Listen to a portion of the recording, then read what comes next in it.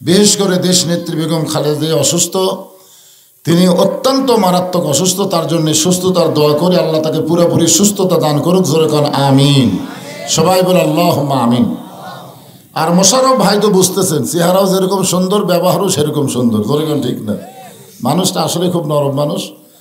আমি কয়েকদিন আগে দাসগ্রাম গেছিলাম, ওখানে উনি আসতে পারেন নাই, খুব কাজ চলতেছে এখন, সরকারিগত না তো পার্টিগত কাজ, বুঝছেন। তা আলহামদুলিল্লাহ আমরা তার জন্য দোয়া করি। মোশাররফ ভাইয়ের পক্ষ থেকে এখানে কোনো ঘোষণা হয়েছে নাকি? কিছু দেওয়ার ঘোষণা হয়েছে? হ্যাঁ, কিছু দিছে? আচ্ছা আচ্ছা, ঠিক আছে, কিছু দিছে, যেটা দিছে সেটা এখন ঘোষণা দেওয়া যাবে না।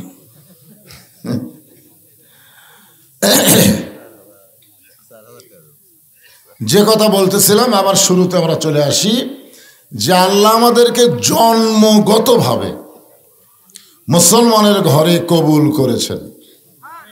খুশি না বেজার? আচ্ছা, অন্য ধর্মে জন্ম নিয়ে মুসলমান হয়ে মরা সহজ না কঠিন? আচ্ছা, আপনারা বলবেন হুজুর মরার কথা উঠতেছে কেন? আল্লাহ কোরআনে বলেন, ইয়া আইয়ুহাল্লাযীনা আমানু তাকুল্লাহা হাক্কা তুকাতিহি ওয়া লা তামুতুন্না ইল্লা ওয়া আনতুম মুসলিমুন। এই আয়াতের বাংলা অর্থ কি? যে মুসলমান না হয়ে তোমরা কেউ মরো। তার মানে বোঝা গেল মুসলমানের ঘরে যারাই জন্ম নেয় তাদের জন্য মুসলমান হয়ে মরা খুবই সহজ। সুবহানাল্লাহ, হয় না? নবীর চাচা নাম শুনছেন? আবু তালেব, যিনি নবীকে লালন পালন করছেন। আল্লাহ রাসূল বলেছেন যে মায়ের পেটে থাকতে আমি এতিম হয়ে গেছি। মায়ের পেটে থাকতেই নবী কি এতিম, কিন্তু দুনিয়াতে আসার পরে আমি এতিম ছিলাম না। সাহাবারা জিজ্ঞাসা করলেন, ইয়া রাসূলুল্লাহ, মায়ের পেটে থাকতে আপনি এতিম হলেন, অথচ দুনিয়াতে আসার পরে আপনি এতিম ছিলেন না, এটা কেমন কথা? রাসূল বললেন, ভাগ্য গুণে এমন একটা চাচা পাইছিলাম, যেই চাচা আমাকে এমন দরদ দিয়ে লালন পালন করেছে, আমার যে বাবা নাই এটা কখনোই আমি বুঝতে পারিনি।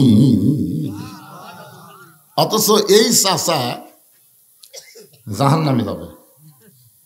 মারাত্মক কথা। নবীকে যিনি কোলে নিলেন, কাকা নিলেন, নিজে না খাইয়া নবীরে খাওয়ালেন, অথচ এই মানুষটা জাহান্নামে যাওয়া ভালো লাগে? কারণ কি?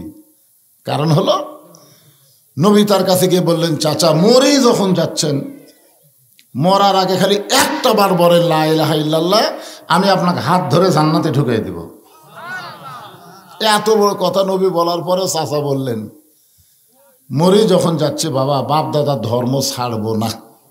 দেখছেন, মানে যাই যে ধর্ম পালন করে মনে করে এটা তারইটাই আসল।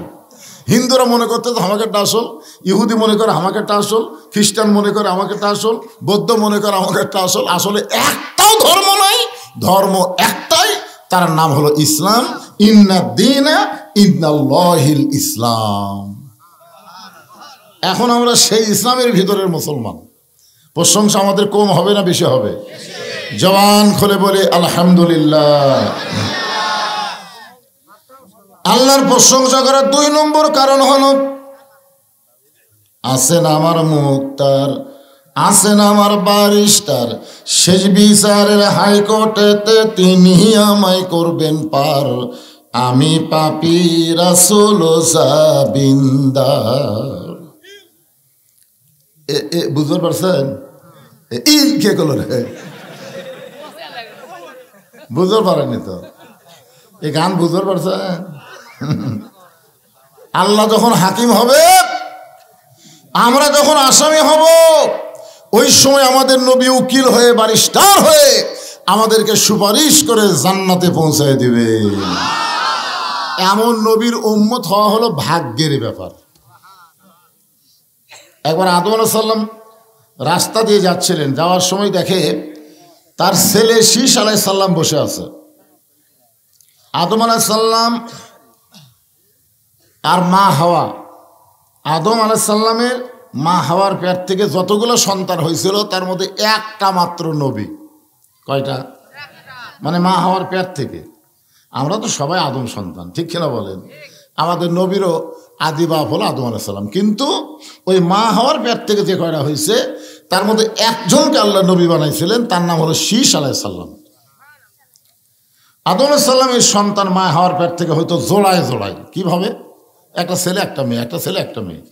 তো প্রথম জোড়ার সাথে পরে জোড়ার বিয়ে হতো, এভাবে তখন একটা শরীয়ত ছিল।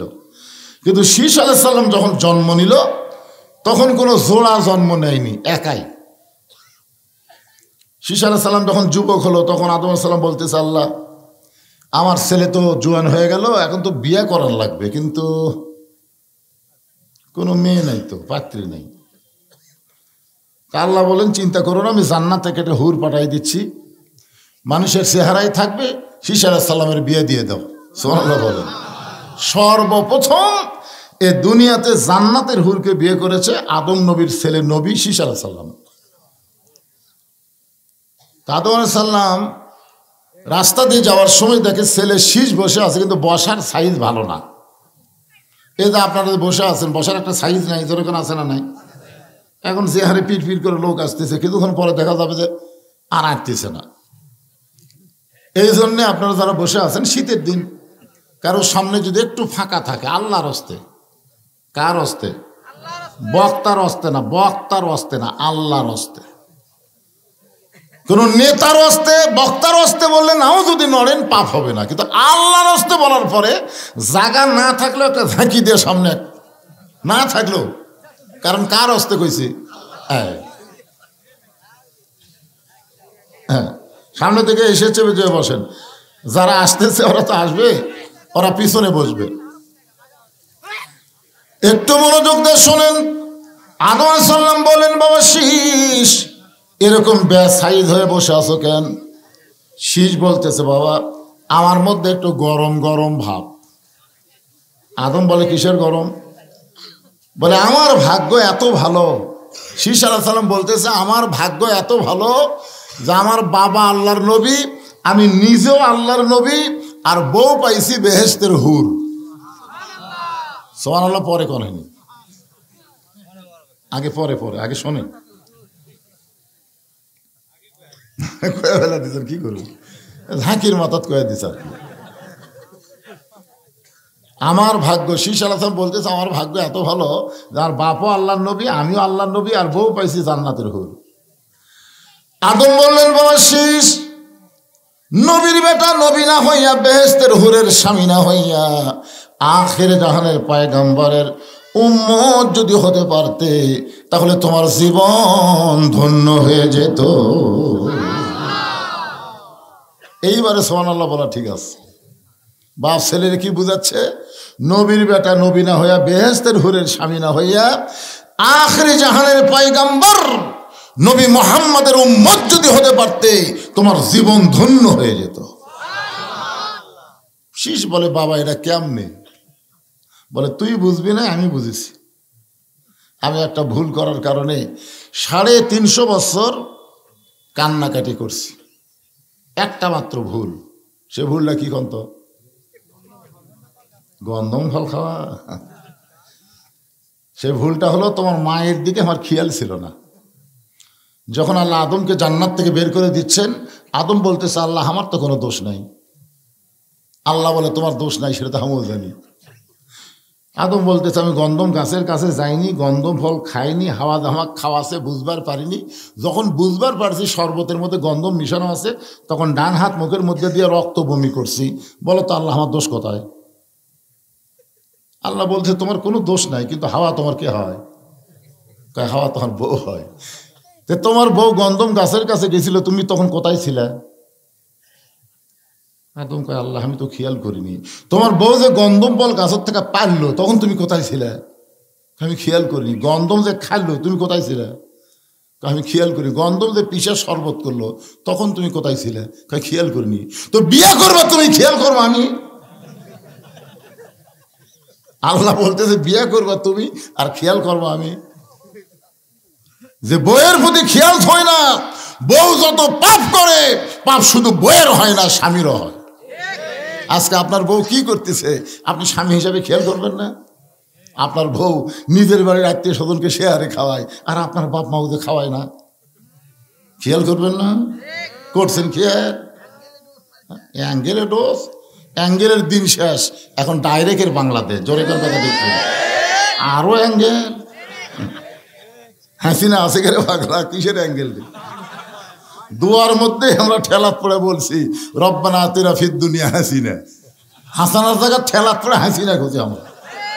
সেই 15.5 বছরের কষ্টের দিন শেষ। অ্যাঙ্গেল আর কোনো চলবে না, এখন ডাইরেক্টে কথা হবে। জোরে কোন ঠিক কিনা? ডাইরেক্ট। আরো অ্যাঙ্গেল।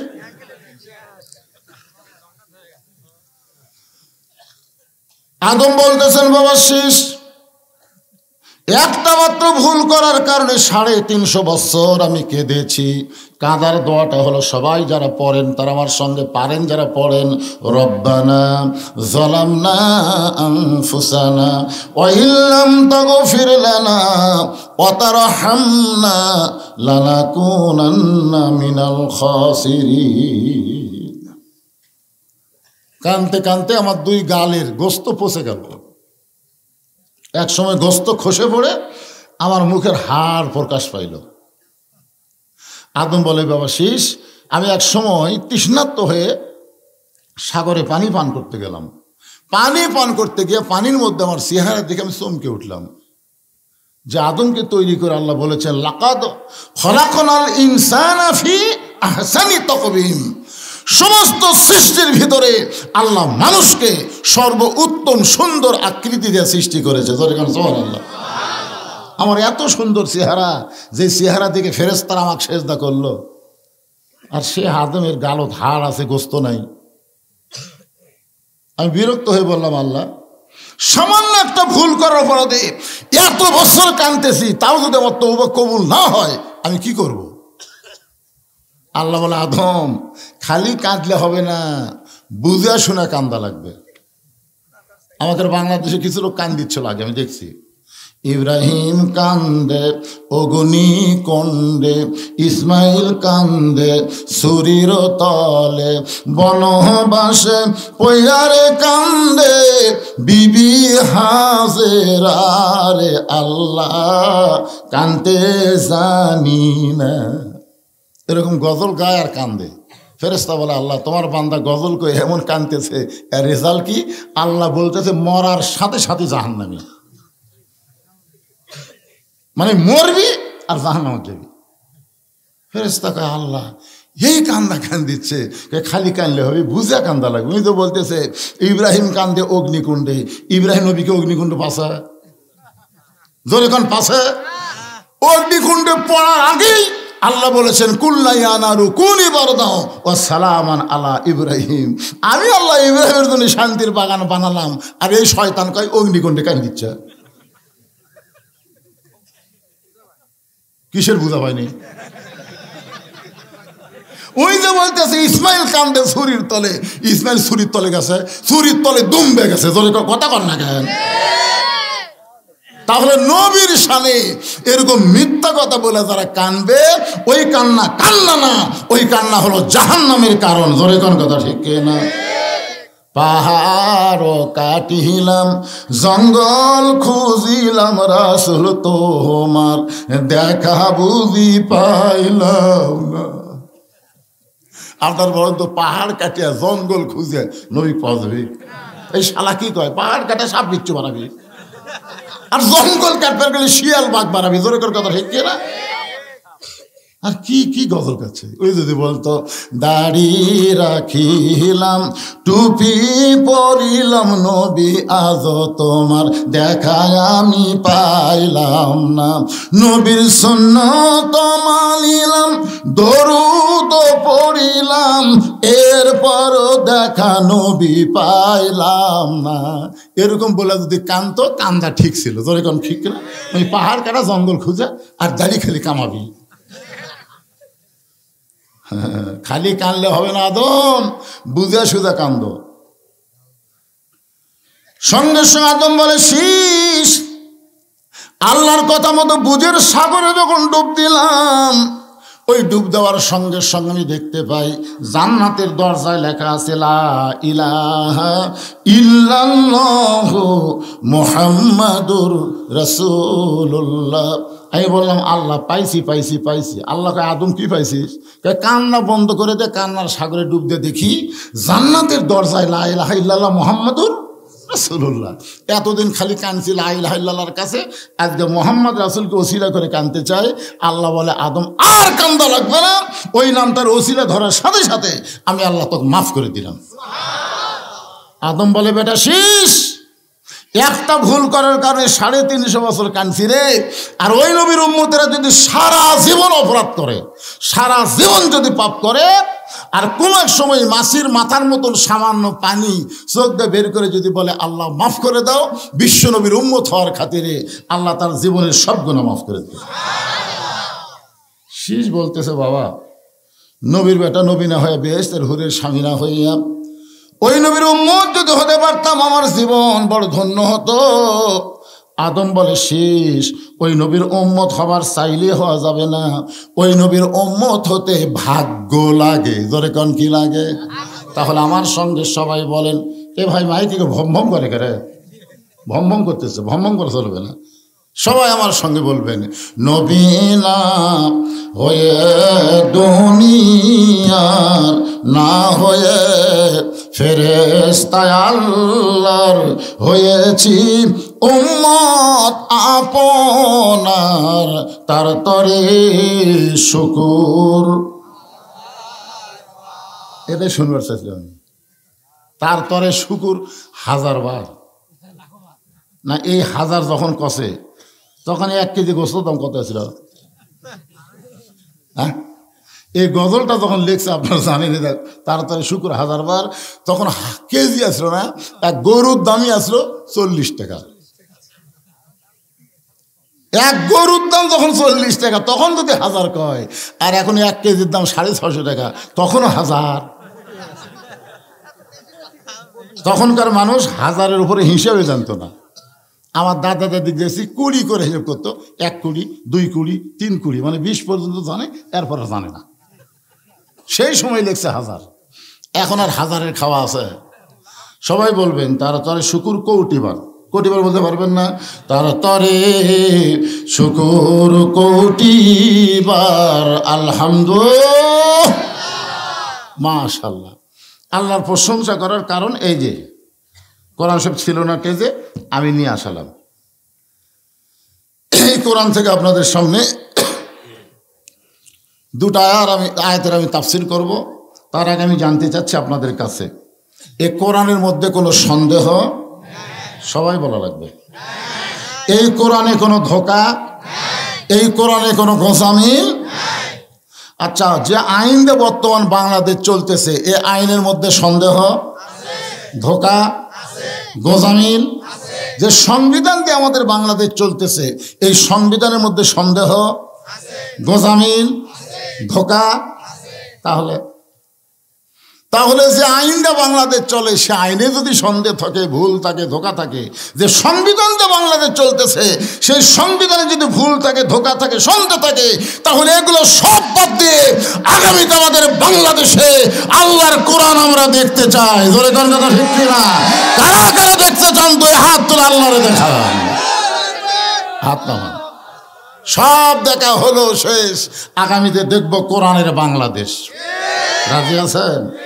আলহামদুলিল্লাহ। ভুয়াবাজি আর বাংলাদেশে চলবে না। গরিবের বন্ধু, সমাজ সেবক, জনদরদি, একটা করে ভোট নিবি আর শালাকের টাইম থাকবি না। ধোকাবাজি শেষ। কিসের ধোকা দিয়ে আমাদের চলাবে? আর চলবে না। যা ধোকা মারছে হাসিনা। ধরে কোন কথা ঠিক কি না? আমরা কিন্তু সাইদ হয়ে গেছি ভাই। সাইদ হননি আপনারা? সাইদ হননি? এখন যে আয়াতে কারিমা তেলাওয়াত করছে, আয়াতটা খেয়াল করছেন আপনারা? একটু মনোযোগ দিয়ে শুনবেন। আপনাদের মসজিদকে কেন্দ্র করে আজকের এই মাহফিল। মসজিদে টাইলস করবেন, মসজিদ সুন্দর করবেন, এক সময় মসজিদ এসি করবেন, এত কিছু করাও কোনো লাভ হবে না যদি মসজিদে মুসল্লি না থাকে। ধরে কোন ঠিক কিনা? এই জন্য আল্লাহ বলতেছেন আল্লাযীনা ইম্মাক্কান্নাহুম ফিল আরদ, মুসলমানের মধ্যে কাউকে যখন ক্ষমতার শেয়ার দেওয়া হবে তার 1 নম্বর দায়িত্ব হলো আকামুস সালাত, নামাজ কায়েম করা। নামাজ যদি কায়েম হয়, আমাদের একটা ছেলে মেলার মধ্যে ঘুরবে না, একটা ছেলে 3G 4G মোবাইল নিয়ে কোনো মাস্তানি মারবে না। আল্লাহ কোরআনে বলেছেন ইন্নাস সালাতা তানহা আনিল ফাহশাই ওয়াল মুনকার, একমাত্র নামাজই পারে মানুষকে যাবতীয় খারাপি থেকে বাঁচায় দিতে। মসজিদকে কেন্দ্র করে মাহফিল। লাইলাতুল মেরাজে রাসূল যখন আল্লাহর কাছে গেলেন, আল্লাহ তখন রাসূলকে 5 ওয়াক্ত নামাজ দিলেন। আমি এখানে আসার পরে এশার নামাজের পর এক বক্তা ওয়াজ করতে বলতেছেন আল্লাহ রাসূলকে 50 ওয়াক্ত নামাজ দিছিল, কিন্তু রাসূল 5 ওয়াক্ত লিয়ে আইছেন। ওই বক্তা হাদিস ঠিকই বলছে, কিন্তু একটু কথা বাদ দিছে। সেটা হলো আসার সময় মুসা আলাইহিস সালামের সাথে দেখা হয়েছিল। আগে থেকে আপনারা শোনেননি? মুসা আলাইহিস সালাম বলল আল্লাহ কি দিল? তো 50 ওয়াক্ত নামাজ দিছে। পারবি না, কুমালি আসেন। তো নবী আবার গেল, 5 ওয়াক্ত কুমার দিল। মুসা আলাইহিস সালাম বললেন পারবে না।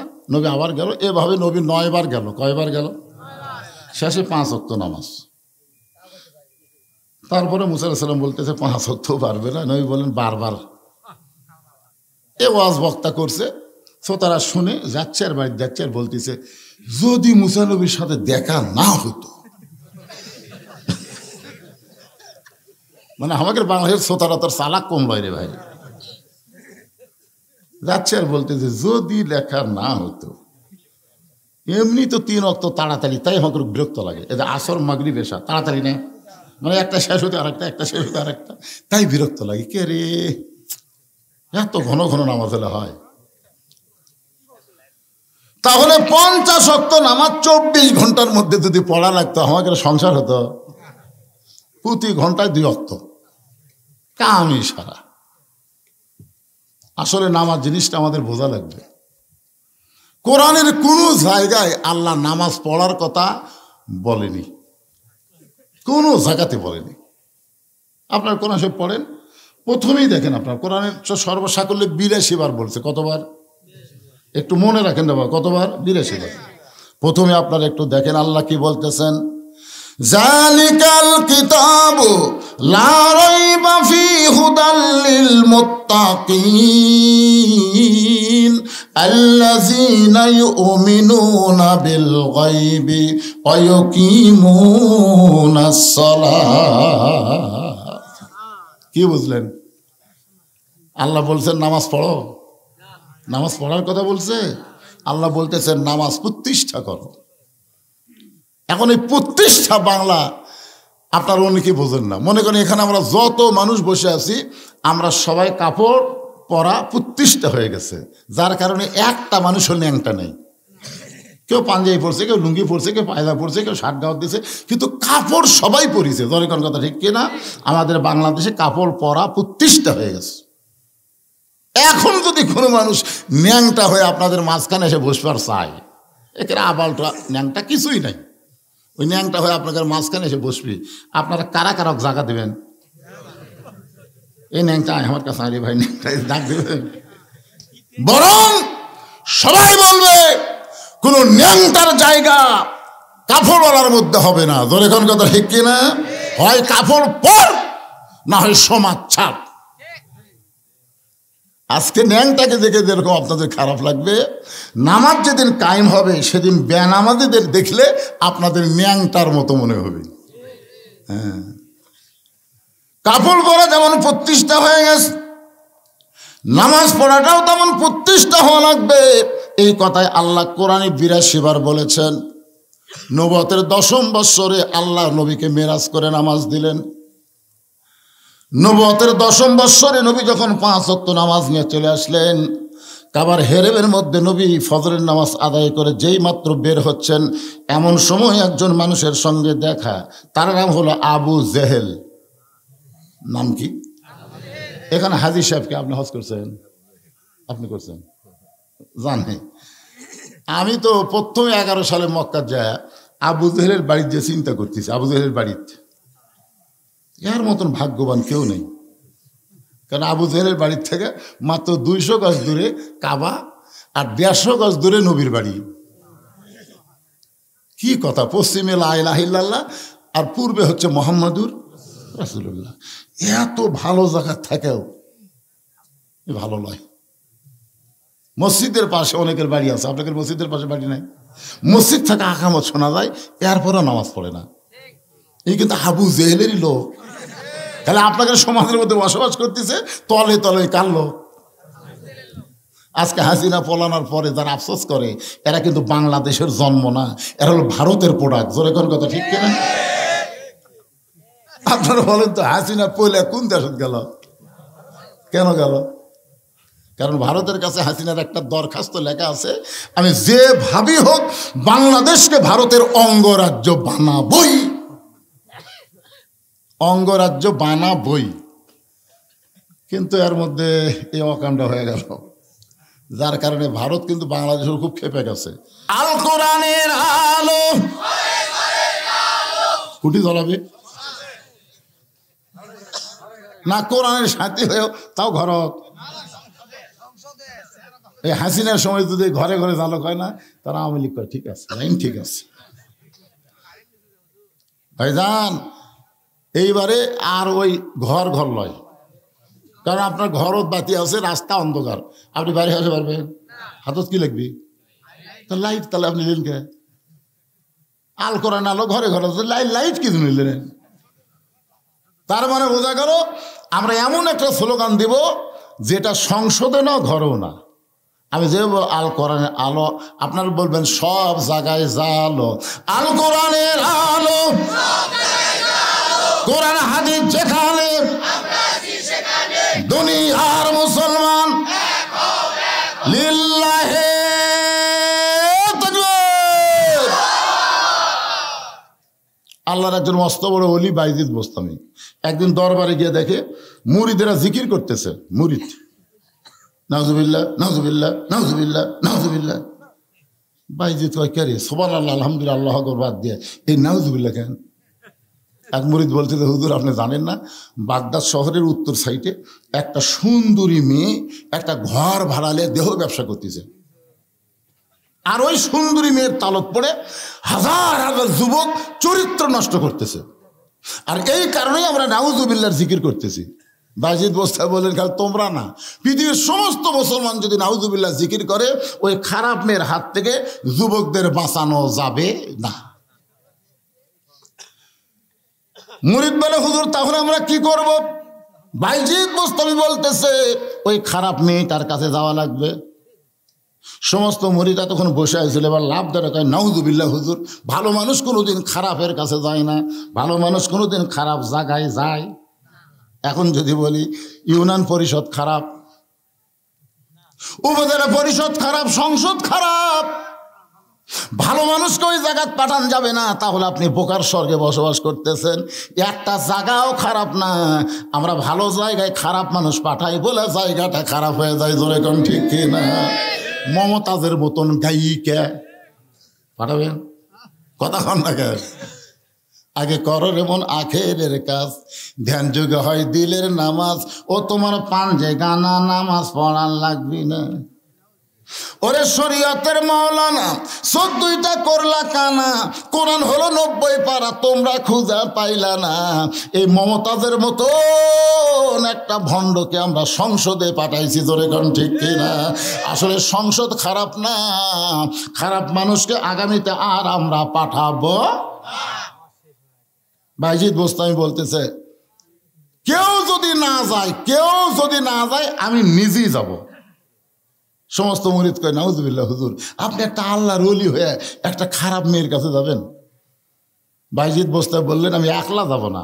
এখন খেয়াল করবেন, আমি একলা যাব না, যাওয়ার সময় 2টা পাওয়ার নিয়ে যাব। কয়টা? একটা পাওয়ার হলো আল্লাহর কোরআন। এই আমার দিকে তাকান, এই কোরআন কি মনে করছে? কোরআনের পাওয়ার আছে না নাই? একটা পাওয়ার হলো আল্লাহর কোরআন, আর একটা পাওয়ার হলো জায়নামাজ। এই 2টা পাওয়ার নিয়ে আমি খারাপ মেয়েটার কাছে যাব। পরদিন সকালবেলা বাইজিদ বোস্তামি আমার দিকে তাকায় দেখেন এভাবে কোরআনটা ডান হাত দিয়ে চাইপা ধরলেন। আপনার কোনোদিন কোরআন বুকের মধ্যে চাইপা ধরছেন? এই কোরআনের মাহফিল যারা করতেছ রত্নাগাড়ির সমস্ত যুবকদের বলবো, এই কোরআনটাকে কোনোদিন আপনি বুকের সঙ্গে চাইপা ধরছেন? একবার পবিত্র হইয়া এই পবিত্র কোরআনকে বুকের মধ্যে চাইপা ধরেন, আপনার বুকের মধ্যে যত ব্যথা বেদনা আছে এক মুহূর্তের মধ্যে আল্লাহ সব দূর করে দিবে। ধরছেন কোনোদিন? কারণ ধরবার গেলেও তো ঠেলা আছে।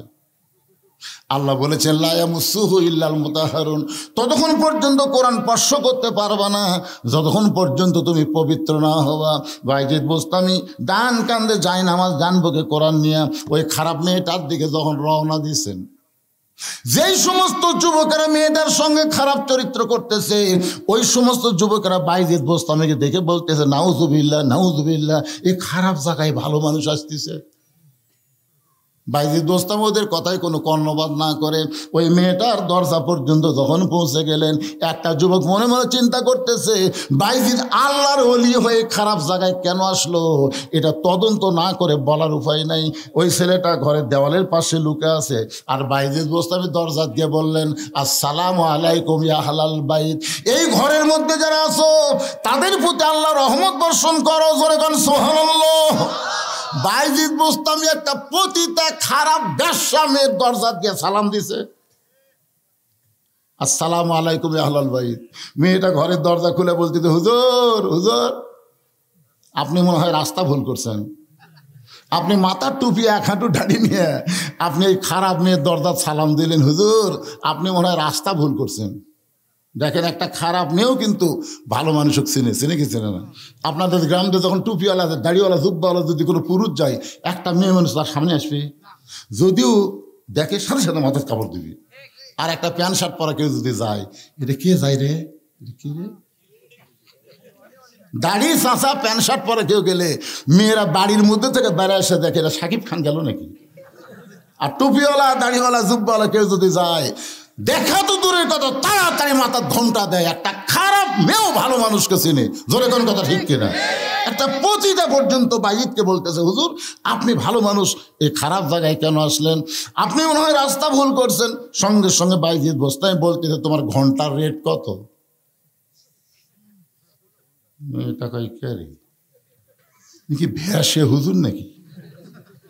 টুপি দাড়ি দেখে বললাম আপনি ভালো মানুষ, আর ঘন্টার রেট কত? তাহলে মনে হুমায়ুন ফরিদি হবি। নাটক সিনেমার মধ্যে দেখেননি হুমায়ুন ফরিদি, এখানে টুপি দাঁড়িয়ে লাগে এই বাবা হাজি সাহেব একটা মেয়ের সাথে খারাপ করতেছে, জনগণ বলতেছে টুপিওয়ালারাই খারাপ। আসলে কি টুপিওয়ালারা খারাপ? এটা কি আসলে হুমায়ুন ফরিদি ভালো মানুষ? ওই ভালো মানুষ সাইজা খারাপ মানুষের অভিনয় করতেছে। আমাদের বাংলাদেশে কোনো টুপিওয়ালা কোনো দাড়িওয়ালা কোনো কোরআনের মানুষ জঙ্গি হতে পারে না। যাদেরকে জঙ্গি বানানো হয়েছে এরা কিন্তু আসলে আলেম না, জোরে কোন কথা ঠিক কিনা? আলেম সাজা জঙ্গিগিরি করেছে।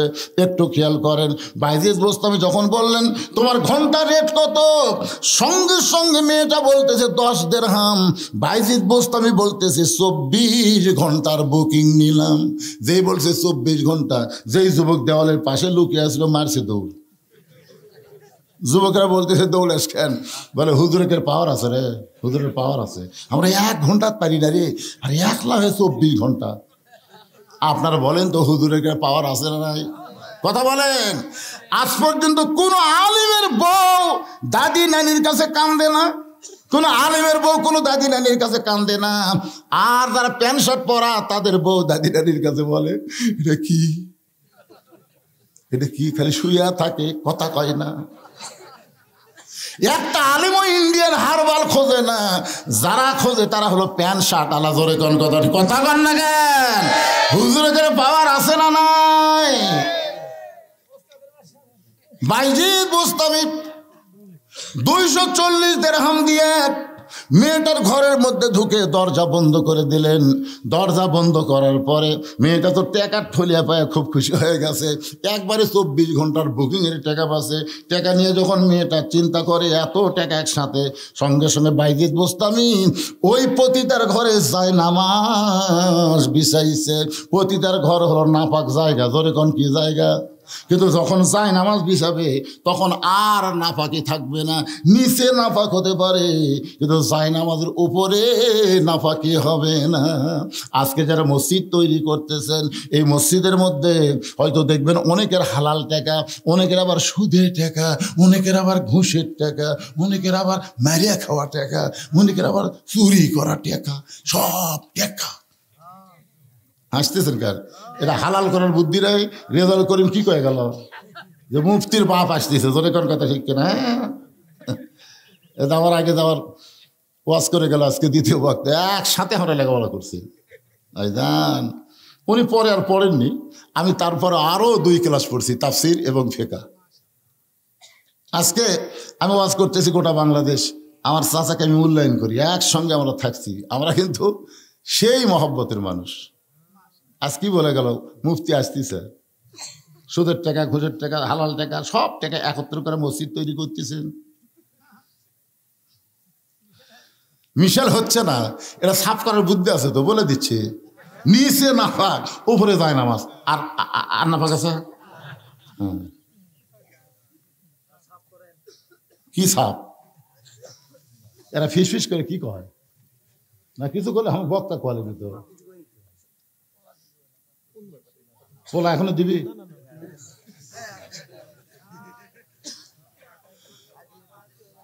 চারিদিক থেকে সাহাবীরা দৌড়ে আসতেছে। যে কয়জন সাহাবী মক্কায় ছিল সব সাহাবী নবীর কাছে এসে বলতেছি, ইয়া রাসূলুল্লাহ আমরা শুনতে পাইলাম আজকে রাত্রেবেলা নাকি আপনি আল্লাহর কাছে গেছিলেন, আল্লাহ পাক আপনাকে 5 ওয়াক্ত নামাজ দিয়েছে। আল্লাহ রাসূল বলে, সাহাবীরা তোমাদের কি বিশ্বাস হয়? বলে, আবু বকরের সাথে আমরা এক দল হতে চাই। ওয়াকুনু মা'আস-সাদিকিন। আল্লাহ রাসূল বললেন তাহলে তোমরা সবাই বসো। সমস্ত সাহাবীরা যখন বসে আছে এমন সময় আল্লাহর নবী বললেন, সাহাবীরা রে 5 ওয়াক্ত নামাজ, 5টা সময়। ওয়াক্ত মানে সময়, ওয়াক্ত মানে কি? নামাজ যেরকম ফরজ, ওয়াক্ত তালাশ করাও কিন্তু ফরজ। জোরে কোন কথা ঠিক কিনা? মেয়ে মানুষেরা ওয়াক্ত তালাশ করে, জোহরেটা আসরের সময়, আসরটা মাঝে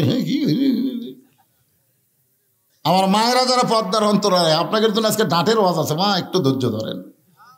মনে করতেছেন ওনাকে বাদ দেওয়াজ করবো? একটা মা ভালো, বাচ্চা ভালো। জোরে কোন কথা ঠিক কিনা? একটা মা খারাপ, সিজার করা। যেই মা ভালো সে কোনোদিন সিজার করবি না, মরে আসা মরে, কিন্তু এই জায়গা কোনো ডাক্তার লাইডা ছেড়ে কাটবি। যদি মা সিজার না করার পর ধৈর্য ধরে, আল্লাহ বলতেছেন ইন্নাল্লাহা মা'আস সাবিরিন, ধৈর্যশীলদের সাথে আমি আছি। 2 দিন একটু পেটের বিষ হবি, তারপরে নর্মালে বাচ্চা হবি। জোরে কোন কথা ঠিক কিনা? এ উপরে যে কয়টা আমরা বসে আছি, আমরা কেউ সিজার করা? তো তাহলে আমরা বাঁচে নাই, আমাদের মাও বাঁচেনি। আমার দাদি কাছে তো টানে বের করতে তোর মাথা লম্বা হয়ে গেল, পরে আমরা থেবে থেবে মাথা গোল করে দিছি। এই যে থাবা মারিছে প্রত্যেক থাবাই আমার মাথার খেয়ে বুদ্ধি ঢুকে গেছে। আর এখন কি চলে, স্বামীকে কান্দিস না, পেট কাটবো, কান্দিস কে? এখন ডাক্তার কাছে নিয়ে গেছে, ডাক্তার আল্ট্রাসাউন্ড করে বলতেছে ভাই একটু বেকা হয়ে আছে, টেকা খাবার বুদ্ধি একটু একটু, আর পানি একটু কমে গেছে। তখন কাছে ঠিক আছে তাহলে কাটেন। পেট কেটে দেখে 2 দিন এখনো বাকি আছে, বাচ্চার ঘুমই ভাঙেনি। ডাক্তার কয় কে রে, আগে যে কাটমোটে টেকাল লোভে ই তো ঘুমের মধ্যে আছে। বড় ডাক্তার বলতেছে বার করো, বার করো করে একটা ঘুরে নিতে ওদের আস্তে করে বার করে। এর উপর তো দেখেন এইরকম একটা ঘুরানি, যেই দেয় ঘুরানি চলে বাচ্চার মাথা থাকতে ঝাঁকি খায়, এই করে কান্দে ওঠে, এমন মাথার ঝাঁকি খায়। এই দুনিয়াতে আসার পরে মোবাইল ছাড়া ভাত খায় না, মোবাইল ছাড়া কান্না থামে না। জোরে কোন কথা ঠিক কিনা? এটা কিন্তু বাচ্চার দোষ না, দোষ হলো মায়ের। মা যদি বলতো মরিয়া যাবো রে, সিজার করবো না। জোরে কোন কথা ঠিক কিনা? মরিয়া যাবো, সিজার করবো না। আল্লাহ কয় এই নিয়ত করে যারা সিজার করবে না, নর্মালি বাচ্চা নিবে, তাদের পায়ের তলে তো জান্নাত হবে। জান্নাত কান্না কেন? এ ডাকাত মার্কা মা। চলো দুধ পর্যন্ত খিলাই না, ব্যাটারির দুধ খিলাই কি? কি বলবো প্রসবের কথা, মা বিনে সেই ব্যথা কেউ তো বুঝিবে না। মাজন ঠেকিয়ে সন্তানের দায়, অকালে মা মারা যায়, কেন সে মায়ের ভক্তি করো না। এমন দরদি ভবে কেউ হবে না আমার মা গো। ভাই জিদ বোস্তামি জায়নামাজ বিছাইছে, মনে আছে না, ভুলে গেছেন? চারিদিকে সাহাবা এসে বলতেছে, ইয়া রাসূলুল্লাহ, নামাজ সম্পর্কে আমাদের বলেন। আল্লাহ রাসূল বলেন, 5 ওয়াক্ত নামাজ, 5টা ওয়াক্ত। ধরে কোন কয়টা ওয়াক্ত? সূর্য উদয় হওয়ার আগে, সূর্য উদয় হওয়ার আগে সুবহে সাদেকে 2 রাকাত নামাজ জামাতের সঙ্গে আদায় করা লাগবে। এই নামাজের নাম হলো ফজরের নামাজ। সূর্য যখন একটু পশ্চিম দিকে হেরে যাবে, ওই সময় জামাতের সাথে 4 রাকাত নামাজ পড়া লাগবে। ওই নামাজটা হলো জোহরের নামাজ। সূর্যের পাওয়ার যখন কমে যাবে, পশ্চিম দিকে সূর্য, ওই সময় 4 রাকাত নামাজ জামাতের সঙ্গে আদায় করা লাগবে। এই নামাজ হলো আসরের ফরজ নামাজ। সূর্য যখন অস্ত যাবে, অতি অল্প সময়ের মধ্যে 3 রাকাত নামাজ জামাতে আদায় করা লাগবে। এই নামাজটা হলো মাগরিবের নামাজ। যখন রাতের অন্ধকার ঘন হয়ে যাবে, ওই সময় 4 রাকাত নামাজ জামাতের সঙ্গে আদায় করা লাগবে। এই নামাজটা হলো এশার নামাজ। আল্লাহ নবী 5 ওয়াক্ত নামাজ নিয়ে সাহাবীদের সামনে যখন কথা বলতেছেন, প্রত্যেকটা সাহাবী মনটা ক্লিয়ার করে খোলাসাভাবে এই নামাজ সম্পর্কে যখন শুনতেছেন, এমন সময় ওমর ফারুক বললেন, ইয়া রাসূলুল্লাহ, হুজুর আমার বেয়াদবি নেবেন না, আমি জানতে চাই ফজরের 2 রাকাত ফরজ নামাজ জোর, জোহরের 4 রাকাত ফরজ নামাজ জোর, আসরের 4 রাকাত ফরজ নামাজ জোর, এশার 4 রাকাত ফরজ নামাজ জোর, কিন্তু মাগরিবের 3 রাকাত কেন বেজোর? ওমর ফারুক একটু বেশি বুদ্ধি। রাসূল বলেছে, আমার পরে কেউ যদি নবী হতো, লাও কানা উমর, আল্লাহ উমরকে নবী বানাই দিত। কোরআনের 23টা আয়াত আল্লাহ উমরের শানে নাজিল করেছে। ধরে কেন সুবহানাল্লাহ। আল্লাহ রাসূল বললেন, উমর, ফজরে আজান দেওয়ার 8 ঘন্টা, মনে করেন 8 ঘন্টা পরে ফজরের জামাত হয়, জোহরের আজান দেওয়ার 15 মিনিট পরে জোহরের জামাত হয়, আসরের আজান দেওয়ার 15 মিনিট পরে আসরের জামাত হবে, এশার আজান দেওয়ার 15 মিনিট পরে এশার জামাত হবে। কিন্তু মাগরিবের আজান দিয়ে 15 মিনিট পরে কেউ যদি আসে, তাহলে দেখবে মসজিদ আছে, জামাত নেই। সাহাবীর বলল, হুজুর তাহলে এই নামাজের সময় কম কেন? রাসূল বলেন, এগুলোই তো আজকে তোমাকে আমি বলবো। সাহাবীরা বলল, আমরা খালি শুনবো না, স্বামী না আনা শুনবো এবং আমলও করবো। সুবহানাল্লাহ বলেন না? প্রত্যেকটা সাহাবী নামাজ সম্পর্কে শোনার জন্য যখন ব্যাকুল, এমন সময় আবু জেহেল গ্রুপ নিয়ে হাজির। সাহাবীরা যখন শুনবে, এমন সময় কি আছে, আমি যেরকম ওয়াজ কেবল শুরু করব, এমন সময়, আরে পাগলা কথাটা শোনেন, যখন আল্লাহ রাসূল নামাজ সম্পর্কে বলবার নিয়ে মোশন লিছে, ইতিমধ্যে আবু জেহেল গ্রুপ নিয়ে হাজির। আবু জেহেল গ্রুপের মধ্যে একটা তেলতেলা গোয়েন্দার আছে, এর নাম হলো আবু সুফিয়ান। বলতেছে, ও মুসলমানের নবী, তুমি যা বলো তোমার সাহাবীরা তাই বিশ্বাস করে, কিন্তু আমরা করি না। এই কথা যেই কইছে, ওই যে সাহাবীর মধ্যে উমর যা আছে, ওরকে খেয়াল নেই। আচ্ছা আপনারা বলেন তো, আবু জেহেল যে সকালবেলা আবু বকরের বাড়িতে গেছে, এটা আবু বকরের বাড়ির না যায়, যদি উমরের বাড়িতে যেত, আপনি একটু চিন্তা করে দেখেন, নরম মানুষ যে হারে ধরবার আছে, তাহলে গরম মানুষ কি করতো? হায় হায়। আবু সুফিয়ান এই কথা বলার সাথে সাথেই উমর, এই কাফের বাচ্চারা, আমার নবীর নামাজের কথা আমরা শুনবো, তোদের ডাকছে কে? এই কথা যেই কইছে, নবী যদি বলতো, ওমর সকালবেলা আবু জেহেল হাত পাগলা করে গেছে, এখন আবার গোষ্ঠী লিয়াচ্ছে, যাও। আচ্ছা এই কথা যদি নবী বলতো, ওরা একজনও বাঁচত?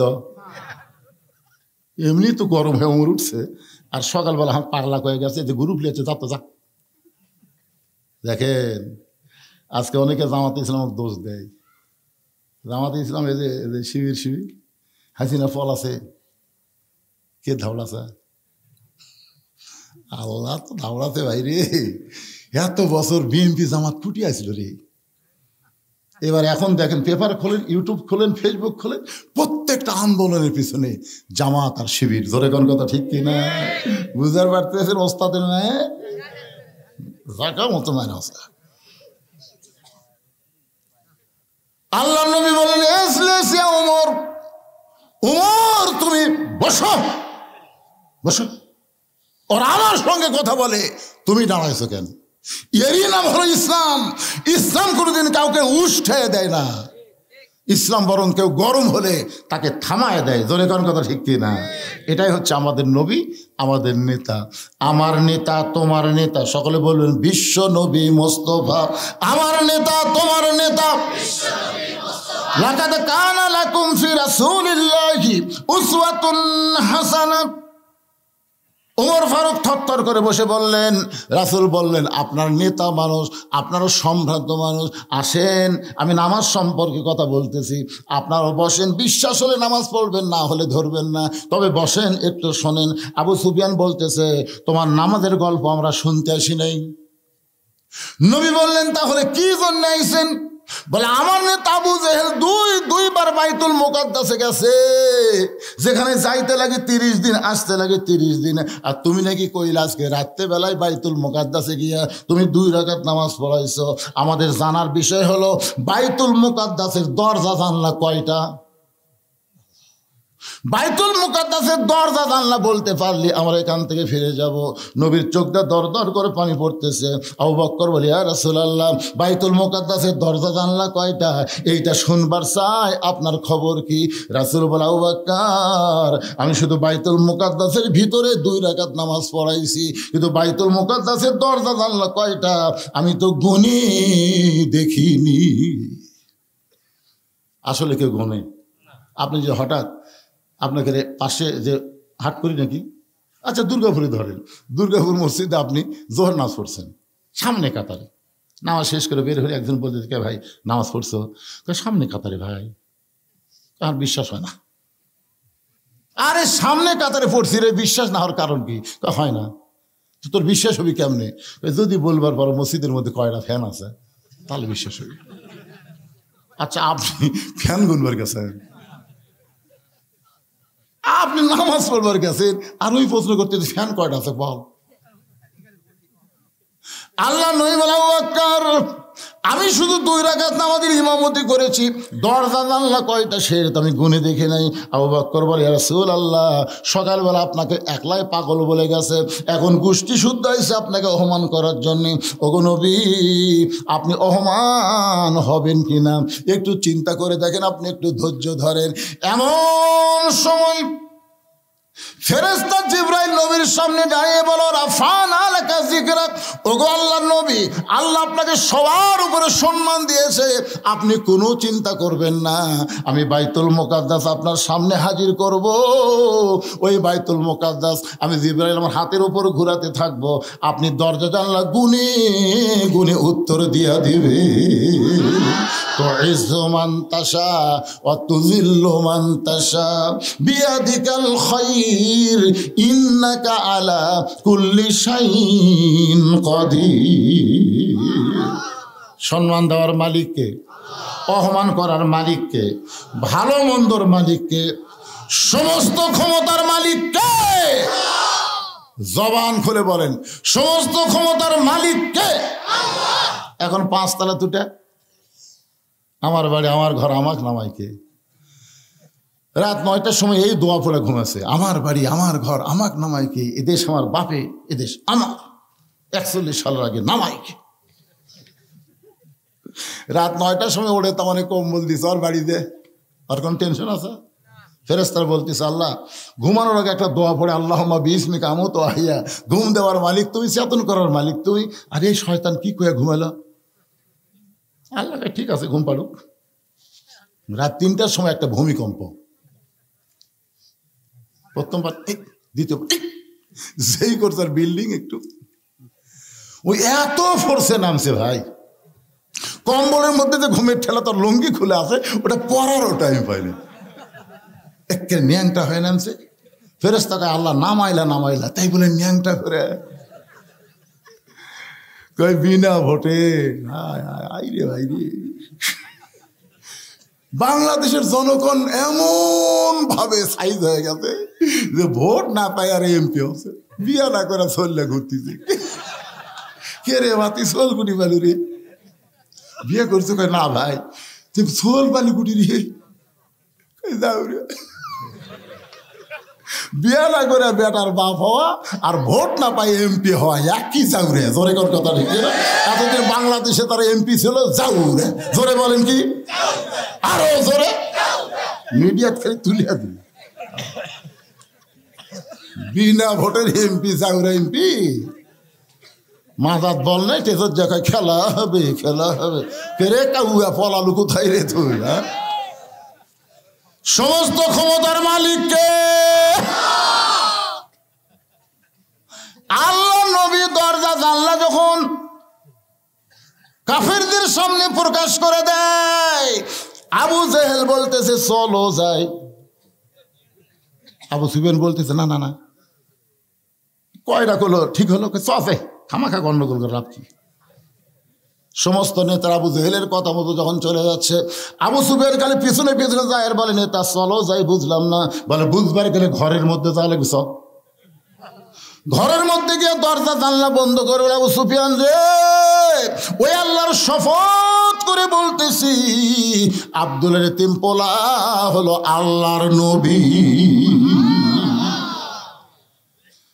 আবু সুফিয়ান বলে আল্লাহর নবী শপথ করে বলতেছেন, তাহলে এই কথাটা বাইরে দেখো লিখে হয়?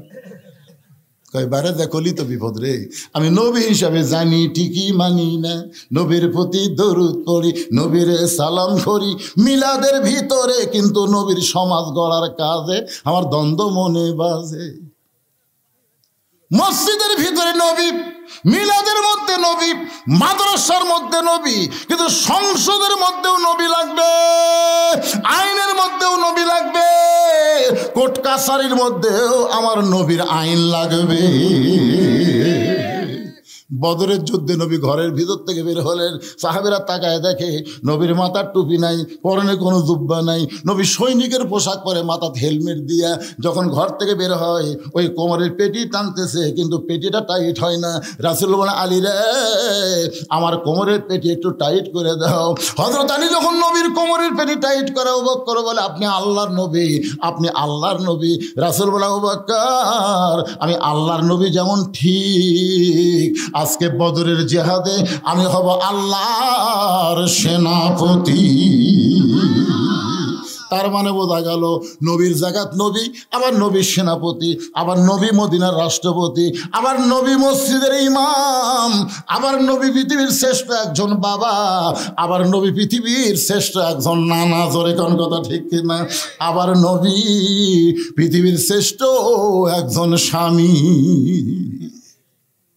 কোন দিক দিয়ে যাবেন দেখেন তো? আমার নবী একটু দুর্বল আছে, এক বউ খাওয়ার মন জোগাবার পারি না, আর এ টাইমে নবীর 9 বউ, 9টা বউ একদিন একত্র হয়ে বলতেছে হুজুর আমরা তো এক এক বউ এক এক বয়সের, তা আপনি 9 জনের মধ্যে সবচেয়ে বেশি ভালোবাসেন কাকে?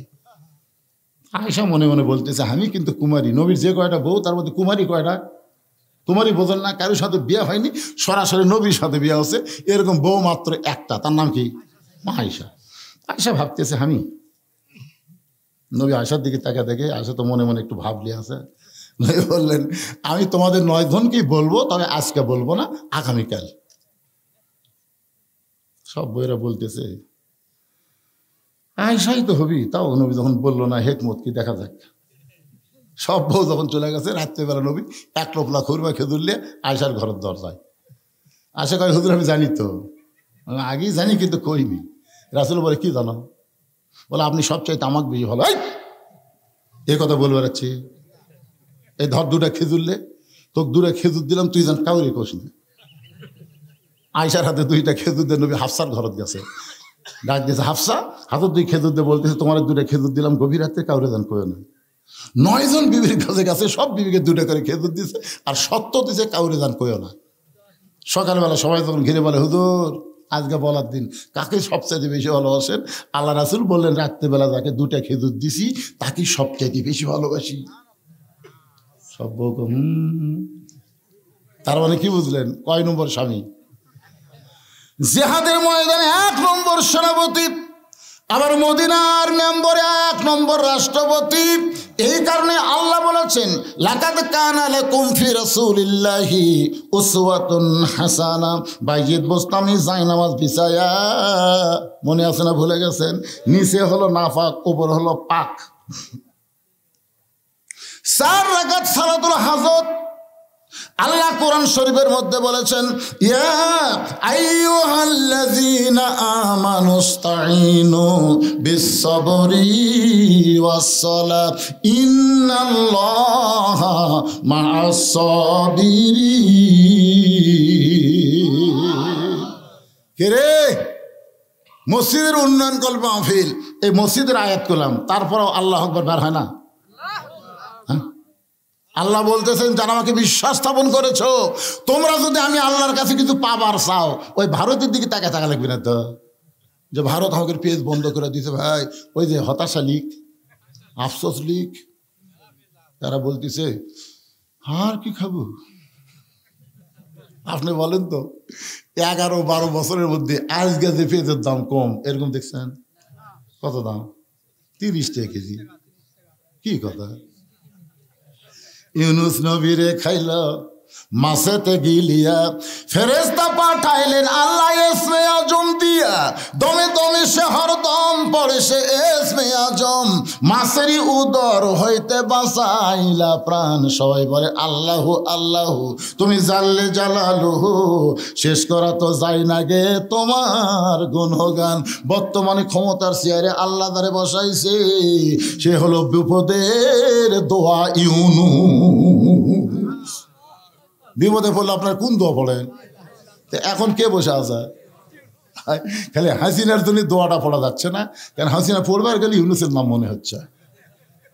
আরে ভাই, জানেন বাংলাদেশের খবর? ডক্টর ইউনুস সেদিন মাথায় টুপি দিয়ে বলেছেন ফালিয়াবুদু রাব্বা হাযাল বাইত আল্লাযী আত'আমাহুম মিন জু'ইন ওয়া আমানাহুম মিন খাউফ। এই বাংলার যুবকেরা, এই বাংলার মুসলমানেরা, এই বাংলার নারীরা, আল্লাহর ঘর মসজিদের মালিকের গোলামি করো, 5 ওয়াক্ত নামাজ পড়ো, আল্লাহ রিজিকের পেরেশানি দূর করে দিবে। সমস্ত ভারতের ভয় ভীতি থেকে আল্লাহ পুরোপুরি নিরাপত্তা দিয়ে দিবে। জোরে কোন কথা ঠিক না? বলেনি আল্লাহ ফালিয়াবুদু রাব্বা হাযাল বাইত, এই ঘরের মালিকের গোলামি করো। কি করো? তারপরে ইবাদত করো। তারপরে কি করবে আল্লাহ?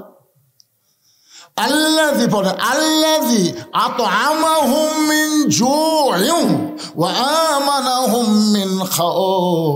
তোমাদের রিজিকের কোনো পেরেশানি থাকবে না, ভারত রিজিক দিবে না, রিজিক দিবে আমার আল্লাহ। হ্যাঁ, আজকে গেছিলাম খেতলাল ওয়াজ করবে দিনের বেলা, আলুর ঢপ দেখে ভাই খালি জানলা খুলে দেখতে দেখি কি মাল রে, গাছের যা সাইজ ভাই, খালি মাটি টান দিলে আলু বাড়াবি রে, মাটির চাইতে আলু বেশি হবি রে। দরকার আমরা ভাত দিয়ে আলু খাবো। জোরে কথা, ভারতের দিকে আমরা তাকা থাকবো। আর অতিরিক্ত ও সব লোকে চিনি খাবার দিছে। হ্যাঁ, চিনি আর কেউ খাই না, চিনি আগে 400, ভাই চিনি বাদ দে ভাই। আমি দেখছি 20 জন লোকের মধ্যে 15 জন কয় চিনি ছাড়া ভাই, চিনি ছাড়া। তোরা ভারত চিনি দিস না, কি আছে? আমরা কুশের রস খাবো, আমরা এই খেজুর গাছের রস খাবো। জোরে কর কথা ঠিক। তোরকে চিনি খাবার লাগতে পারি রে। মালওয়ানের বাচ্চারা আলু বন্ধ করে দিয়েছো, তোরা আলু আলু করতেছো। এ পর্যন্ত 3 জন মরিছে। ওরা প্রত্যেকটা হাসপাতাল খুলে তো ভাই বাংলাদেশ। আমাদের বাংলাদেশের প্রতিদিন 11 থেকে 12,000 লোক ভারত চিকিৎসা করবার তাই এখন যাচ্ছে না। আল্লাহ সব বেদি বার আমি ভালো করে দেবো। অনুনাজ্জিলু মিনাল কোরআনি মা হুয়া শিফাউ ওয়া রাহমাতুল লিল মুমিনিন। এই কোরআন আমি এমনি এমনি নাজিল করিনি রে মুমিনেরা, তোমাদের যাবতীয় ঔষধ হিসাবে আমি নাজিল করেছি। তোর এখন ঠিক কিনা? সূরা ফাতিহা সকালবেলা পড়ো, পড়ে 3টা ফুঁক দিয়ে তুমি জামাতে নামাজ পড়তে যাও।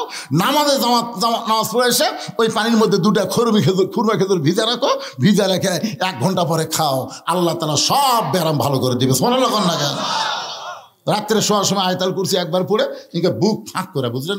এই কাপড়ের উপর মারলে কিন্তু হবে না, একটা বোতাম খুলে দিয়া আল্লাহ তোর গোটা দেহের জিম্মাদের আমি লিজে নিলাম, তুই ডাঁটে ঘুম পা। সুবহানাল্লাহ হয় না পারে। ও ভারতের দিকে তাকা আছে, বেঙ্গালুর যাবি, মাদ্রাজত যাবি ভাই রে। সব ক্ষমতার মালিক কে? বাইজিদ বোস্তামি। পতিতার ঘরে যায় নামাজের উপরে 4 রাকাত নামাজের নিয়ত করলেন। নামাজের মধ্যে সূরা ফাতিহার মধ্যে বাইজিদ বোস্তামি বলা শুরু করলেন, ইয়্যাকা না'বুদু ওয়া ইয়্যাকা নাস্তাইন। আল্লাহ তোমার গোলামি করি, তোমার কাছে সাহায্য চাই। ও দরদে আল্লাহ, আমি বাইজিদ যদি বাইরে যুবকের কাছে যাইতাম, একটা যুবককে বলার সাথে সাথে আর একটা যুবক মেয়েটার কাছে ঢুকতো। আমি কোনো যুবকের কাছে যাইনি আল্লাহ, আমি সরাসরি হেড অফিসের মধ্যে আইছি। কারণ এই মেয়েটা যদি ভালো হয়ে যায়, বাইরের যুবক অটোমেটিক ভালো হয়ে যাবে। আপনাকে এই রত্নাগাড়ির যদি 2টা মেয়ে বেপর্দা হয়, বেশি হওয়া লাগবে না, সব মেয়েই ভালো। 2টা মেয়ে গোটা পাড়া ঘরে বারে হাই হিল পরে কিলকিল করে, এই 2টা মেয়ে কার রে? না এটা কিন্তু আমি এমনি বলতেছি, দেখেন তো মিলা যায় কিনা। যদি থাকে কিরে বাপ, আব্বা 9 বছরের মেয়ের ঘরের মধ্যে নবী ঢুকা দেখে হাতের মধ্যে চুরি দিয়ে মুসকি মুসকি হাসতেছে। মেয়েটার নাম হলো ফাতেমা। নবী আর ঘরের মধ্যে থাকলেন না, নবী বারান্দার মধ্যে চলে আসলেন। ফাতেমা চমকে গেল। যেই বাবা ঘরের মধ্যে ঢুকে আমাকে মা মা বলে আদর করে, আর সেই বাবা ঘর থেকে বাইরে গেল। ফাতেমা দৌড়ে এসে বাইরে দেখে নবীর চোখ দা দর দর করে পানি পড়তেছে। ফাতেমা বলে, বাবা কি দুঃখ আপনার মনে, এমন করে কেন কাঁদতেছেন? রাসূল বলে, ফাতেমা যে দুনিয়াতে সাজবে মা, আল্লাহ তার আখেরাতের শ্বাস কমায়া দিবে। শুধু এইটুকু বলার সঙ্গে সঙ্গে ফাতেমা হাতের চুরি খুলে মাটি ফাইলা দেয়। নবী দৌড়ে গিয়ে চুরি 2টা কুড়ে ফাতেমাকে কাছে নিয়ে কপালে একটা চুমা দেয়। ফাতেমা রে, এই কথা বলার কারণে তুই রাগ করে চুরি ফাইলা দিলি মা, আমি চুরি যত্ন করে রাইখা দিলাম। ফাতেমা বলে, বাবা যেই চুরি হাতে দেওয়ার কারণে আপনি ঘরের মধ্যে ঢুকলেন না বাবা, সেই চুরি ফাইলা দিলাম কেন করে পকেটে ঢুকাইলেন? রাসূল বলে, ফাতেমা রে, আমি বাবা হইয়া তোকে এত ভালোবাসি মা, তুই নবীর মেয়ে হয়ে জান্নাতে যাবি, এইটা কখনো কল্পনা করিস না মা। জান্নাতে যদি যাবার চাস তাহলে জান্নাতের আমল করে তোকে জান্নাতে যেতে হবে। ফাতেমা এই চুরি আমি যত্ন করে রাইখা দিলাম, একদিন তোর নাকে নাক ফুল পরায় দিব, একদিন তোর কানে কানের দুল পরায় দিব, একদিন আমি তোর গলাত মালা পরায় দিব। ফাতেমা বলে, বাবা সে একদিন কবে? কবে সে একদিন বাবা? রাসূল বললেন, যেদিন তোমার বিবাহ হবে। ও ফাতেমা, মেয়েরা কেবলমাত্র একটা ব্যক্তির জন্য সাজতে পারবে মা, ওই একটা ব্যক্তি হলো তার স্বামী। স্বামী ছাড়া অন্য কোনো পুরুষের জন্যে নারীরা কোনো দিন সাজতে পারবে না। সুবহানাল্লাহ, জোরে কর না কেন? আমার কথাকে আপনার বুঝতে পারেন নাই? মেয়েরা কয়জন ব্যক্তির জন্য সাজবি? কয়জন? সেই ব্যক্তিকে তো তোর বিয়ে হয়নি, তুই হাইল করে কিলকিল করে গোটা পাড়া ঘুরিস, তার মানে এই যে আমাকে যুবকেরা, এই যে সোনার চাল কলজার যুবকেরা, এরা কি খারাপ? তাই এই বেপর্দা, এই বেপর্দারাই তো। আমি যুবকদেরকে কখনো দোষ দেব না, বুঝতেছেন না? যুবকের কি দোষ? এরা এই যে মোবাইল টোবাইল যা দেখতেছে এই পরিমণির জন্য, এই পরিমণি, এক পরিমণি আমাকে যুবকের শরীর শেষ করে দিচ্ছে। লুঙ্গি ড্যান মারে, ওটা আবার যুবকের মোবাইল দেখে, রাত্রে দরজা জানলা বন্ধ করে শুতে, সকালবেলা উঠে দেখে কেরে চোখ কুটুরির মধ্যে গেছে, মনে হয় হিরোইন খায়, গাঁজা খায়, কিছু খায় না। ওই ব্যাপারটা পরিমণি ওর শরীর নষ্ট করছে। এখন ইন্ডিয়ান হারবাল খুঁজতেছে, লাভ নাই বাজান, লাভ নাই। আমি তোমাদের অনুরোধ করি যুবক, ও যুবক, মোবাইল অশ্লীল ভিডিও দেখা বন্ধ করো, 5 ওয়াক্ত নামাজ ধরো, আল্লাহ তোমাদের উপরে রহমত আর বরকত নাজিল করবে। জোরে কোন কথা ঠিক?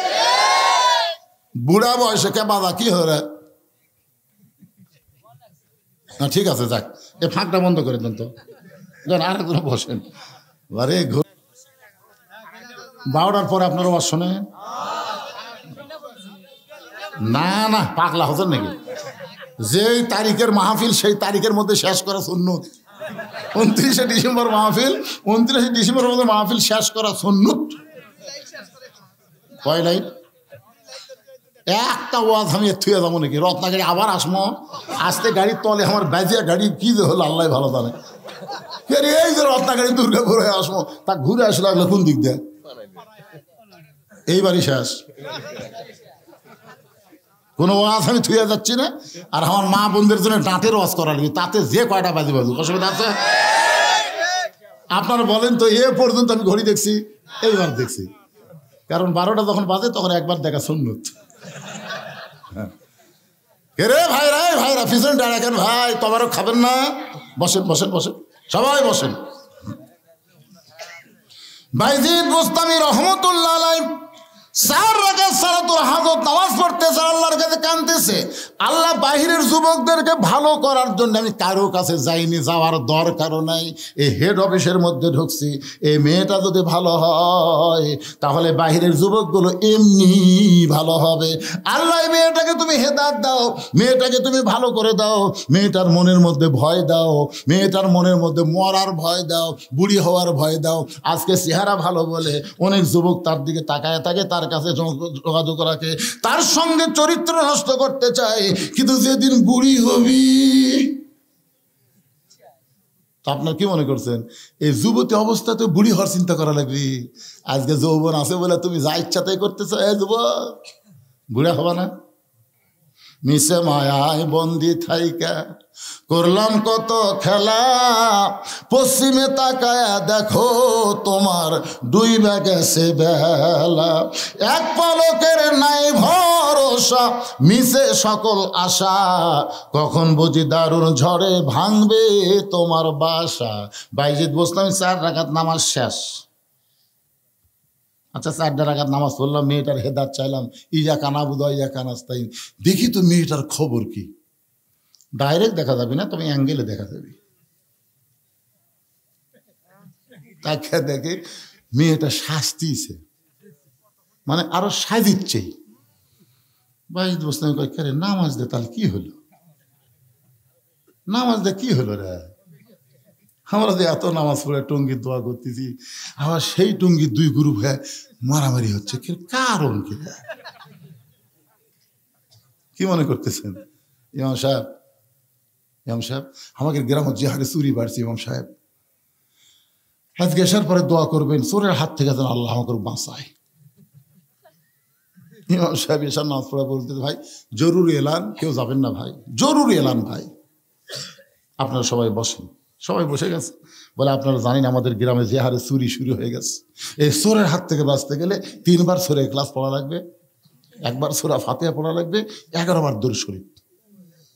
দরুদ শরীফ পড়ার পরে ইমাম সাহেব দোয়া করতেছে, আল্লাহ এই রত্নাগাড়িকে আল্লাহ চোরের হাত থেকে বাঁচায় দাও, আল্লাহ কেউ যেন চুরি না করে, এই গ্রামে রহমত বরকত নাজিল করো। চোর জানলার উপর থেকে বলতেছে আমিন, চোর জানলার উপর থেকে বলতেছে আমিন, কারণ চোর জানে তোরা দোয়া করে ঘুমাবো, ওই সুযোগে আমি আজকে সুদারু, ঘুষারু, মদারু, হিরোইন খুর সব শালা বিশ্ব ইস্তেমার যে দোয়াত সামিল, 2-1 নামাজই পড়েনি, দোয়াত গেছে। কেবা খবর কি?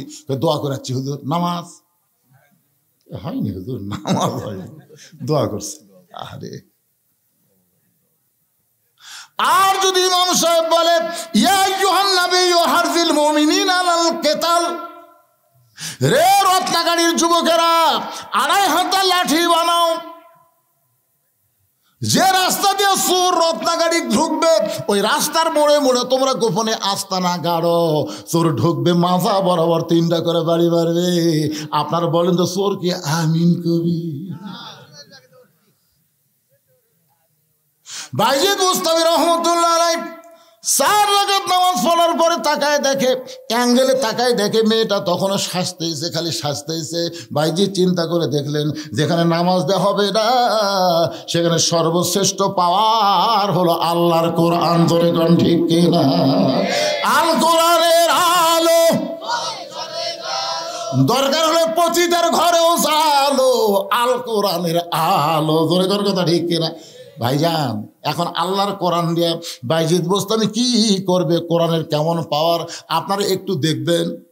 কারা কারা দেখবেন আল্লাহর একটু হাত দেখান। দেখেন তো আল্লাহ কারা কারা হাত তোলেন, আল্লাহ দেখেন। আল্লাহ আমি তো এর থেকে ঠিক মতো দেখবার পাচ্ছি না, এরা টান টান করে তুললে কি হয়? লিল্লাহে তাকবীর, হাত নামান।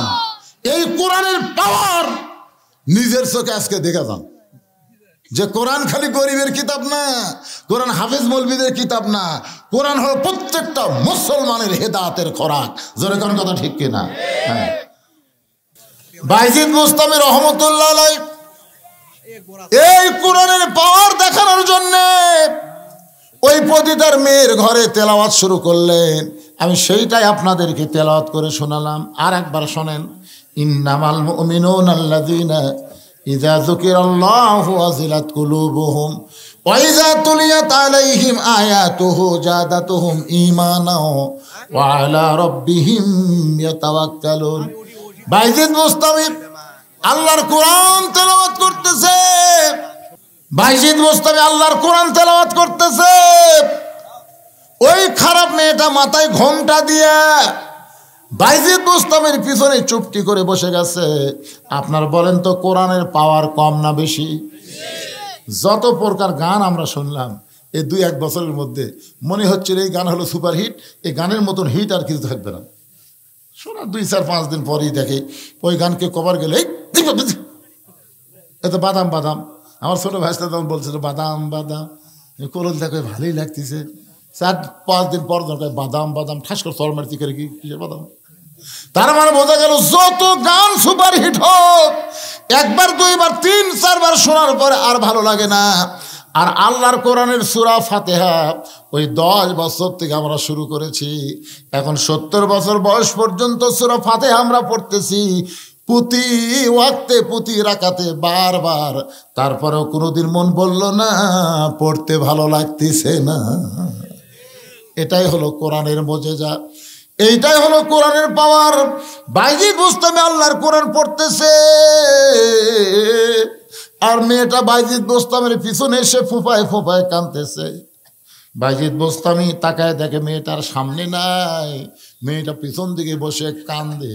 মেয়েটা জবান খুলে বলতেছে, আল্লাহর ওলি, পৃথিবীর মধ্যে আপনি একজন ভালো মানুষ, কিন্তু খারাপ জায়গার মধ্যে আল্লাহর কোরআন নিয়ে যখন আপনি আসলেন, এ কোরআন তো দুনিয়ার সাধারণ কোনো কিতাব না, কোরআন হলো নূর। এটা বলতেছিলাম, মেয়েটা পিছন দিক থেকে বলে, আল্লাহর ওলি, যে ঘরের মধ্যে যুবকেরা ঢুকে আমাকে হাসতো নাস্ত করে, কিন্তু আজকে আপনাকে দেখলাম 24 ঘন্টার বুকিং নেওয়ার পরে এই পতিতার ঘরে ঢুকে আপনি যায় নামাজ বিছায়া আপনি নামাজ পড়ে কান্নাকাটি করলেন। আপনার কান্নাকাটি দেখে আমার হাসি লাগছে যে আমার মতন খারাপ মেয়ের ঘরে আমার হেদায়েতের জন্য কাঁদতেছে। আমি কোনোদিন কি হেদায়েত পাবো? আমার জন্য কি আল্লাহ কোনোদিন হেদায়েত দিবে? কিন্তু নামাজ শেষ করে আপনি যখন কোরআন পড়তেছেন, ওই কোরআনের শব্দগুলো আমার কানের মধ্যে ঢুকে ওয়াজিলাত কুলুবুহুম, আমার অন্তরের মধ্যে কম্পন সৃষ্টি হয়ে গেছে। ওগো আল্লাহর ওলি, আমার নানি ছিল পতিতা, ওই নানির পেট থেকে আমার মা হলো পতিতা, সেই মায়ের পেট থেকে আমি হলাম একটা খারাপ ভ্রষ্টা পতিতা নারী। ওগো আল্লাহর ওলি, আল্লাহকে আমাকে মাফ করবে। বাইজিদ বুস্তামি বললেন, লা তাকনাতু মির রাহমাতিল্লাহ, ইন্নাল্লাহা ইয়াগফিরুয যুনুবা জামিআ, ইন্নাহু হুয়াল গাফুরুর রহিম। ওগো মা, আল্লাহ পাপকে ঘৃণা করে, কিন্তু পাপীকে আল্লাহ ঘৃণা করে না। সুবহানাল্লাহ কর না কেন? আল্লাহ পাপ ঘৃণা করে, কিন্তু পাপীকে আল্লাহ ঘৃণা করে না। পাপী যদি তওবা করে, পাপী যদি ভালো হয়ে যায়, আল্লাহ তাকে মাফ করে দেয়। ও মা, তুমি যদি আজ থেকে নিয়ত করো আর কোনোদিন খারাপি করব না, তুমি ফিরে আসো আল্লাহ রাস্তায়, তওবা করো, কলমা পড়ো, আশহাদু আল্লাহ ইলাহা ইল্লাল্লাহু ওয়াহদাহু লা শারীকা লাহু ওয়া আশহাদু আন্না মুহাম্মাদান আবদুহু ওয়া রাসূলুহু, আস্তাগফিরুল্লাহাল্লাযী লা ইলাহা ইল্লা হুয়াল হাইয়ুল কাইয়্যুম। মেয়েটা তওবা করে কলমা শাহাদাত পড়ে কাঁদতে কাঁদতে ব্যাক ডোর দিয়া যখন বের হয়ে যায়, মেয়েরা যখন বের হয়ে গেছে, এমন সময় মুরব্বী যুবক সবাই মিলা ওই পতিতার ঘরের দরজায় চিল্লা চিল্লি করতেছে, বাইজিদ রে, 24 ঘন্টার বুকিং নিয়ে তুমি পতিতার ঘরের মধ্যে মৌজ করতেছো, আরাম করতেছো। আজকে তোমরা দরজা ভেঙে তোমাকে বের করে ওই পতিতার সঙ্গে তোমার বিয়া দিব। এ কথা সবাই যখন দরজায় চিল্লি করে, দরজা ভাঙ্গার আগে বাইজিদ বোস্তামি নিজেই দরজা খুলে দেয়। যুবকেরা ঘরের মধ্যে এসে দেখে গোটা ঘর মেশকাম্বরের সুগন্ধ, জায়নামাজ বিছানো হয়েছে, আর আল্লাহর কোরআন শরীফ রেহালের উপরে। গোটা ঘর খুঁজে দেখে ওই খারাপ মেয়েটার ঘরের মধ্যে নেই। যুবকরা বলে, আল্লাহর ওলি বাইজিদ, এই খারাপ মেয়েটা কোথায়? যে মেয়েটাকে 24 ঘন্টার জন্য বুকিং করলেন, সে মেয়েটা এখন কোন জায়গায়? বাইজিদ বলতেছে, পতিতালয় ভালো হয়েছে, খারাপ মেয়েটা হেদায়েতের মালা গলায় পরে ব্যাকডোর দিয়ে চলে গেছে। সমস্ত যুবক বৃদ্ধরা কান্দের, বলে, অলি গো, আপনার মতন ভালো মানুষ খারাপ জায়গায় গেলে সে খারাপ জায়গা যদি ভালো হয়ে যায়, আজকে বাংলাদেশের সংসদ যতই খারাপ হোক না কেন, ওখানে আর খারাপ মানুষকে আমরা পাঠাবার চাই না, আমরা ভালো মানুষকে আল্লাহর কোরআন দিয়ে পাঠাবার চাই। জোরে বলেন ঠিক কি না? কয়েকদিন পরে বাইজিদ বোস্তামি স্বপ্নে দেখতেছে ওই পতিতা নারীটা আল্লাহ তার আমল এবং পর্দা তওবা দেখে ফাতেমার সঙ্গে তাকে কবুল করেছে। আজকের আলোচনা আপনাদের সামনে যে আঙ্গিকে বোঝানোর চেষ্টা করেছি, অবশ্যই বুঝবার পারছেন। আল্লাহ আমাদের সবাইকে বুঝ মোতাবেক আমল করার তৌফিক দেখ। মসজিদের উন্নয়ন করবে মাহফিল, ফজরের নামাজ আমাদের মসজিদে জামাতের সঙ্গে আদায় করলে টাইসের চাইতে বেশি উন্নতি হবে। জোরে কোন কথা ঠিক কি না? আকেলপুর এক মসজিদে আমি ঢুকলাম আসরের নামাজ পড়বার, কি সুন্দর টাইস, এক একটা টাইস হলো 24 সাদা টাইস, সেই সুন্দর। কিন্তু টাইস লোকদের দেখি ধুলে, খেয়ে মতিন সাহেব ঝাড় দেন না, ধুলে। হুজুর লাভ কি হুজুর? আজান দিয়ে আকামত দেখেও আসে না, আজান আকামত দেখেও আসে না, খামা খা ঝাড় দেখি হবি। দেখেন আমার জায়গা পরিষ্কার আছে, ওর জায়গা দেখি ওই আয়সা গামছার 2 বাড়ি মারে, বুঝলেন? টাইস 2 গামছার বাড়ি মারে, পরিষ্কার আল্লাহ আকবার নামাজ পড়ে। কেউ আসে না হুজুর, কেউ আসে না। খালি টাইস লাগালে তো কাম হবে না। মুসল্লি আসা লাগবে, মুসল্লি আসলে ওলা ধুলে বালি সব কাপড়ের সাথে উঠবি, জোরে কর কথা, ধার দেওয়া লাগবে। এখন আপনারা টাইস লাগাবেন, ফজর নামাজ কি করবেন? একজন টাইসের বাপ হলো 5 ওয়াক্ত নামাজ মসজিদে জামাতের সঙ্গে আদায় করা। জোরে কর কথা ঠিক কিনা? রত্নাকারী মসজিদকে আল্লাহ কিয়ামত পর্যন্ত কবুল করুক, সকলে বলে আমিন। আস্তাগফিরুল্লাহ রাব্বি মিন কুল্লি জামবি ওয়া তুবু ইলাইহি লা হাওলা ওয়ালা কুওয়াতা ইল্লা বিল্লাহিল আলিয়্যিল আযীম। আল্লাহুম্মা সাল্লি আলা মুহাম্মাদ, আল্লাহুম্মা বারিক আলা মুহাম্মাদ, আল্লাহুম্মা আমিন। আল্লাহুম্মা আনতাস সালাম অমিনকাস সালাম, তাবারাকতা ইয়া যাল জালালি ওয়াল ইকরাম।